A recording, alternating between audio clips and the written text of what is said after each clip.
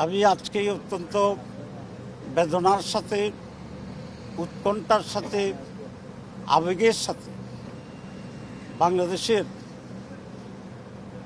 সকল মানুষের প্রিয় নেত্রী বেগম খালেদা জিয়ার এই অবস্থায় আল্লাহর কাছে তার সুস্থতা কামনা করছি। আমি ব্যক্তিগতভাবে এই সাক্ষী দিতে পারি, বেগম জিয়া একান্তভাবেই একজন দেশপ্রেমিক নেত্রী ছিলেন, গণতান্ত্রিক নেত্রী ছিলেন। ওনার আপসহীন রাজনীতির কারণেই বিগত 15 বছর যেভাবে দেশটা ভারতীয় দখলে গিয়েছিল তার অনেক আগে চলে যেতে পারত। ওনার দৃঢ়তার কারণে সেটা সম্ভব হয়নি।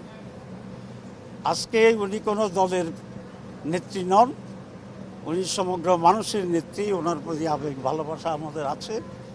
আমি ব্যক্তিগতভাবে আমার গভীর শ্রদ্ধা জানাচ্ছি, আরোগ্য কামনা করছি। বাংলাদেশ জামাত ইসলামীর পক্ষ থেকে ইতিমধ্যেই আমরা অনেক প্রোগ্রাম নিয়েছি। আমি আবারও জামাতের পক্ষ থেকে আল্লাহর কাছে ওনার সুস্থতা কামনা করছি। বাংলাদেশের আজকের এই প্রেক্ষাপটে বাংলাদেশের আগামী রাজনীতি এবং আগামী নির্বাচনের জন্য বৃহৎ রাজনৈতিক দলগুলির ভিতরে আরও অনেক বেশি সমঝোতা, বোঝাপড়া এবং নীতিগত ঐক্য প্রয়োজন।